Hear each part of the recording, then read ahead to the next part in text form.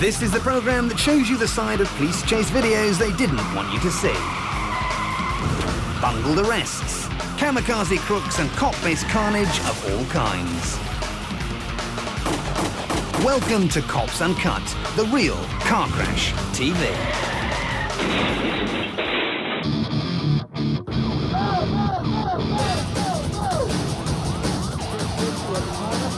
On my way.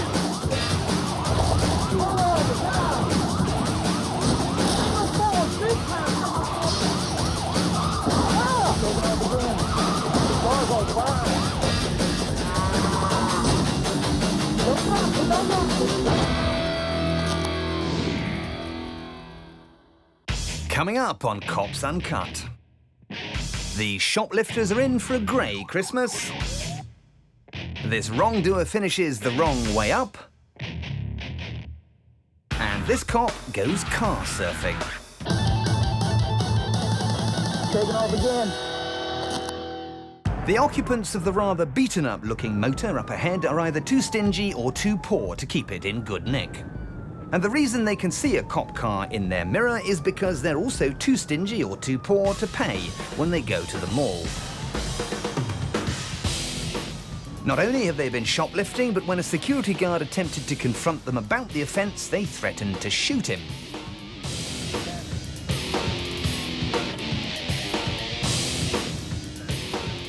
It hardly seems worth pulling a gun over some razor blades and a packet of AA batteries, but then again, Toledo, Ohio is not the most salubrious of areas, and it looks even more depressing on a grey day like this.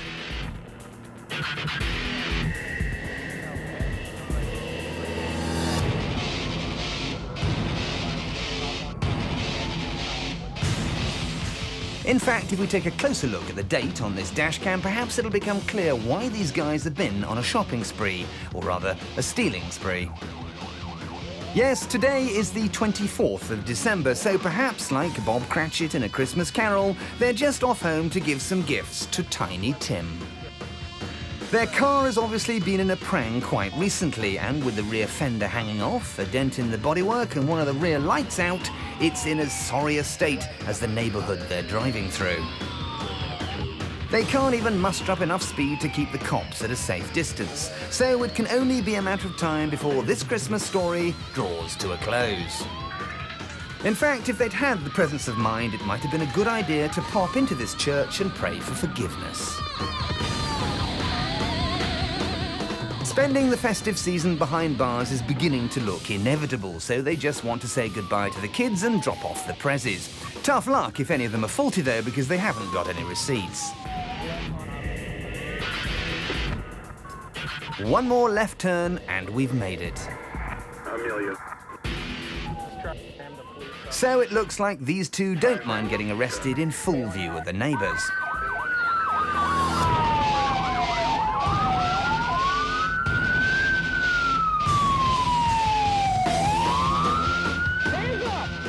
The porky passenger and his pal claimed they were running because their number plate had expired. But there was plenty of evidence in the car to prove what they'd really been up to, even if they hadn't had time to wrap any of it yet. After a successful arrest, it would seem that the cops are full of the spirit of Christmas cheer, and one of them even has a goodwill message for his partner. Good drive, isn't it? Thanks. These two cash-free consumers thought they could steal their way to a happy Christmas. But after pushing their way past security, they tripped the alarm. The cops had soon tracked them down, and the only guarantee they were left with was at least 12 months in jail.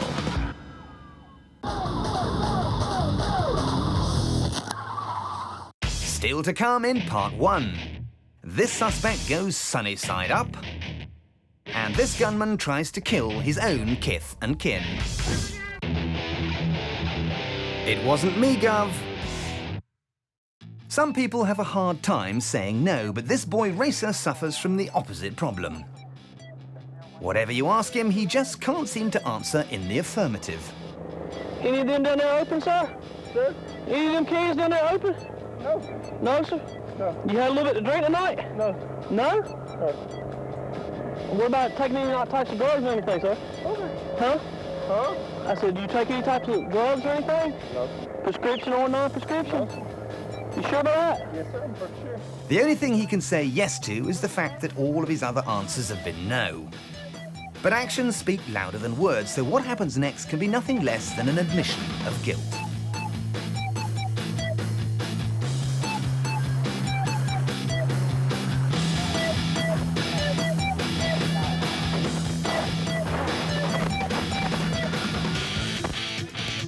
This kid was originally pulled over for driving erratically, but now he's on the run, he manages to bring new meaning to the word, heading straight off the edge of the road and down a grassy bank.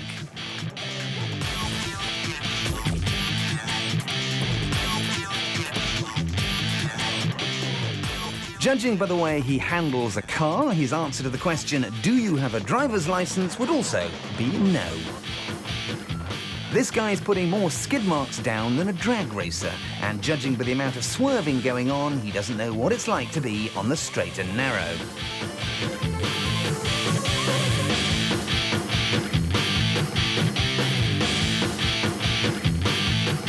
So if your approach to police questioning is so back to front, perhaps it's only fair that when the cops catch up, you're going to be all topsy-turvy.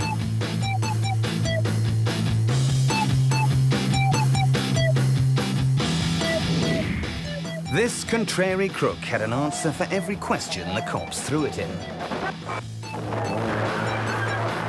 But when his case reaches court, the cross-examining is going to be a lot tougher.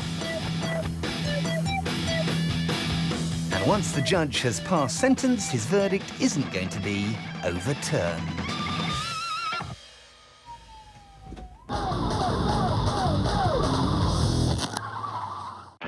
As you can probably tell from all the dust he's throwing into the air, the driver of this pickup is very angry indeed. But it's not the cops who have incurred his wrath, because this guy wants to keep it in the family.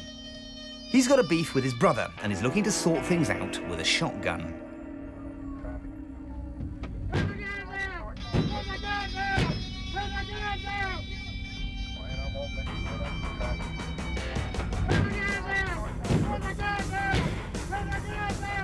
And when his bullets don't hit the mark, he uses his weapon as a baseball bat instead. Fortunately, the cops have actually been trained in the use of firearms, and one of them wastes no time in putting a couple of bullets into the balmy brother.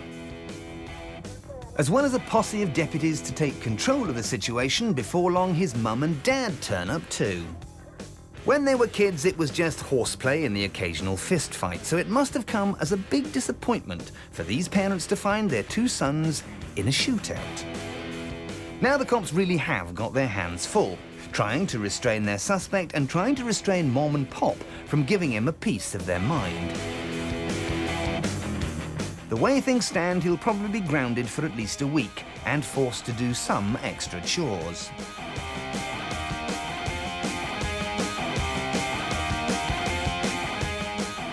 Once an ambulance had turned up and taken him to hospital, the gunman was charged with aggravated assault and criminal damage.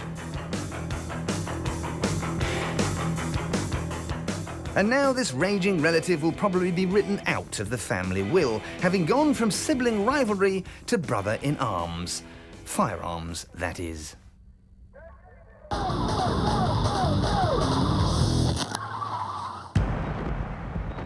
This female Fed was on patrol with her K9 unit when she spotted this pickup, whose driver is wanted on a charge of domestic assault.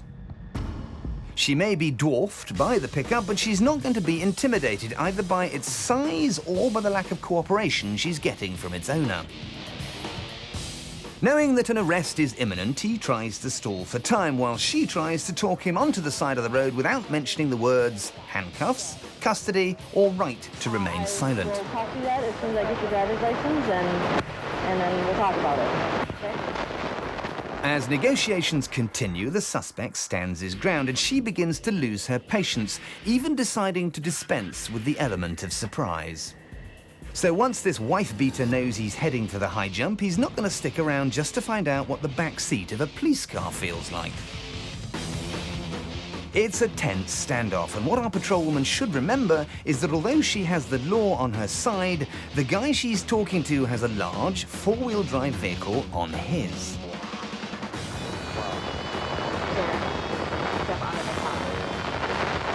You're under arrest for domestic assault that occurred over in Monroe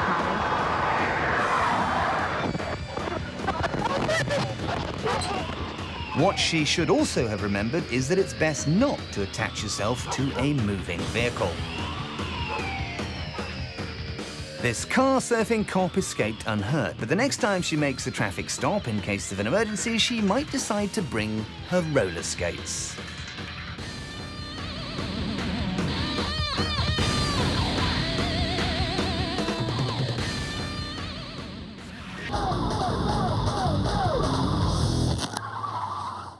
Okay, time to pay very close attention. This car is a bad guy. This pickup is a good guy. In this next shot, the guy on the right is a bad guy. The van in the middle is also a bad guy, but the guy on the left is a good guy. And this guy is the first bad guy again. Or is it a good guy? Actually, I'm beginning to get rather confused myself. You see, that's what happens when the feds turn up in their unmarked vehicles. No one knows what the hell is going on, and the good, honest Butts County cops filming the whole thing can't tell who they're supposed to be chasing, who they're supposed to be running off the road, or who they're supposed to be leaving alone. You see, this car, for example, is the same good guy we saw a little earlier, and he's not going to let these country boys join in the fun at all. So they just have to stand back and watch while he gets to ram their suspects off the road just round the corner.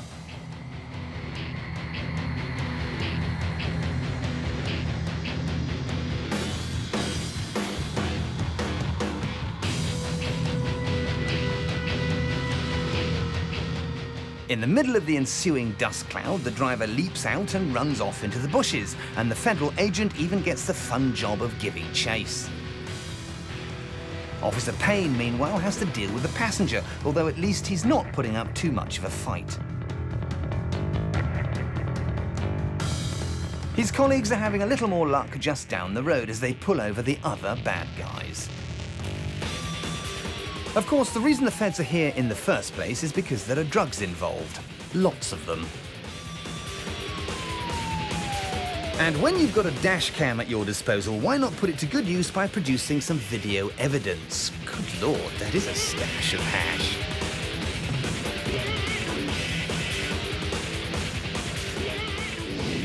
These drug dealers had a lot more cops on their tail than they realized. And with the feds involved, they were forced onto the grass in a puff of smoke.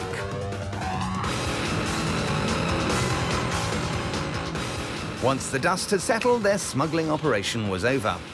In fact, you could say they made a complete hash of it.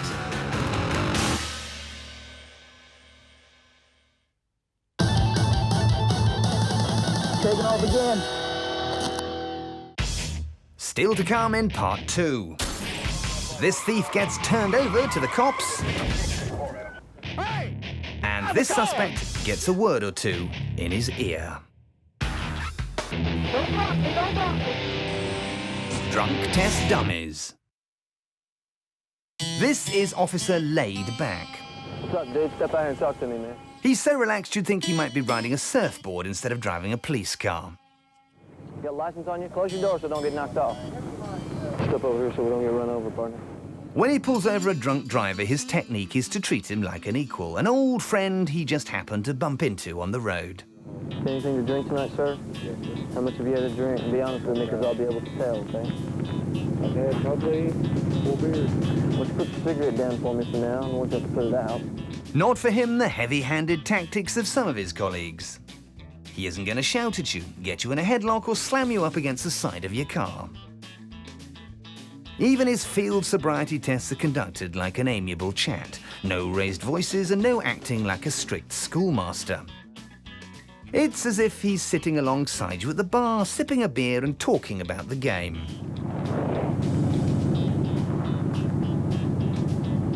Okay, you need to focus on this, not me, okay? Okay, try it again. Lower your chin just a little bit. That's good. Follow your eyes. The only trouble is, this officer has reckoned without the fact that no matter how polite you are about it, a field sobriety test is an inherently degrading thing to have to do. I want you to touch heel the toe on your Being made to watch a moving finger or walk along a white line in full view of passing motorists wouldn't do wonders for anybody's self-esteem. And when you're mullered, it's liable to bring out your aggressive side. Okay, how many steps do I have you take? 9. Okay, how many did you take? 9. No, you took 10. So take 9 this time for me, okay? No, back. Just stand right back here. We'll take 9 more. This particular drunk test dummy knows full well that he's pissed.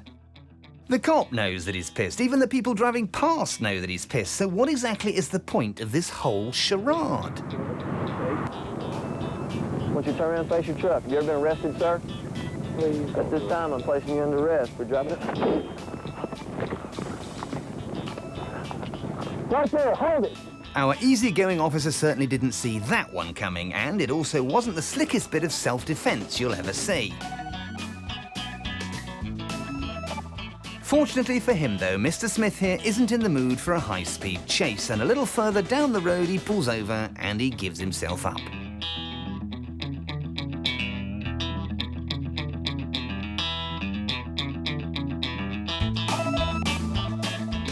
Now, though, it's no more Mr. Nice Guy. The cop has turned his microphone off at this point, but that's probably for the best, as you can bet your life that he's not calling anyone dude or partner anymore. Not the driver, or his equally inebriated drinking buddies. Now that he's been given a punch in the face, he's gonna let these guys have a taste of the tarmac.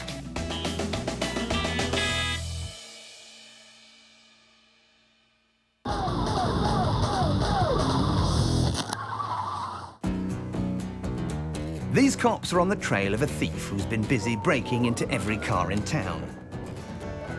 Tonight, he's managed to get hold of a nice little runner, the shiny black SUV that's just about to cross their path. Whoever the real owner is had better look away now, because in their wisdom, the cops have decided that it's worth sacrificing one top-of-the-range motor in order to save a few more in the future.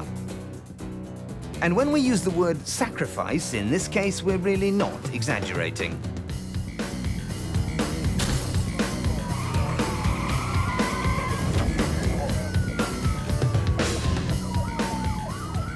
There's nothing like a good pit maneuver to get the adrenaline flowing, although these guys are so pumped up, it makes you wonder if they're not on something a little stronger. Get your hands up! Get your hands up! Get your hands up! Get your hands up!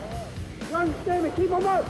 Get your left hand up! For those viewers who may be hard of hearing, he's just told them to put their hands up. So in case you missed it the first time... Get your hands up! Get your hand up! Right now! Keep them up! Having landed on his wheels, or rather somebody else's wheels, at least this suspect knows which direction up is. Although considering he's been on such a roller coaster ride, it must come as quite a surprise when he manages to stand on his own 2 feet. Not that he's going to be upright for very long, because as more and more cops roll up, this car thief is forced to do one final rollover.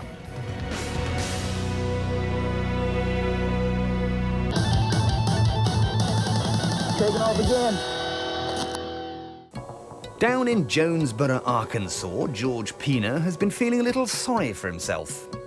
So he's decided to stand on his driveway with no fewer than 6 butcher's knives concealed about his person. He wants to say goodbye, cruel world, and is pleading with the cops to put him out of his misery, although if they don't shoot him, he'll probably slit his wrists anyway. So this is going to take some delicate negotiating skills. The closer they get, the more blades Pena pulls from his belt, and sensing that they might actually want to take him alive, he pushes them back towards the road. Confronted with such a knife-wielding nutjob, you might expect the cops to grant his wish and open fire, but for once they manage to let their mouths do the talking.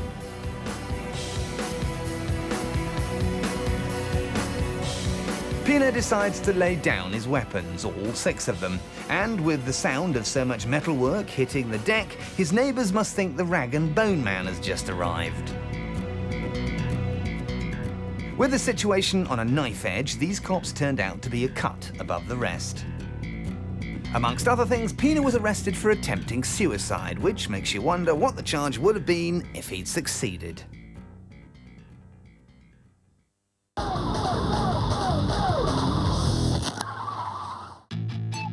Cops have all sorts of techniques for getting through the day without losing their concentration. Dispatch, have you got in touch with Cleveland County yet? And the stimulant of choice for this deputy from Tallapoosa, Georgia, appears to be caffeine. As he chases this speeding motorist along the freeway, you'd think he had everything well under control. But after one too many trips to Starbucks, he sounds edgier than the guitarist out of U2. Dispatch, we're getting off on Arbucoochee exit. We're getting off on Arbucoochee exit. In addition to keeping you awake, too many cappuccinos can also fray your nerves. Are you clear, Dispatch? We're getting off on Arbucoochee exit. And dispatch must be thinking of sending out backup with a fresh supply of sedatives. Dispatch, he's stopping on Arbucoochee exit right here at I-20. As soon as this Pro-Plus patrolman starts to speak, his suspect must be wondering if he's made the right choice in pulling over. Hey! Get out of the car! Get out of the car with your hands up! Keep your hands up! Put your fucking hands on the car! Put your hands on the car!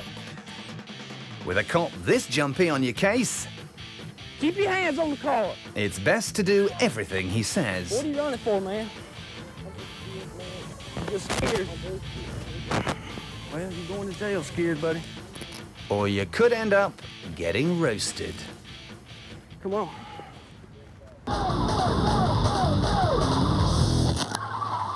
So what have we learnt today on Cops Uncut? There's no such thing as Santa when you're living in the hood. Watch out for swingers when you're cruising late at night. And flipping a car is like flipping a coin. You never know which way up it's going to land. Be careful out there.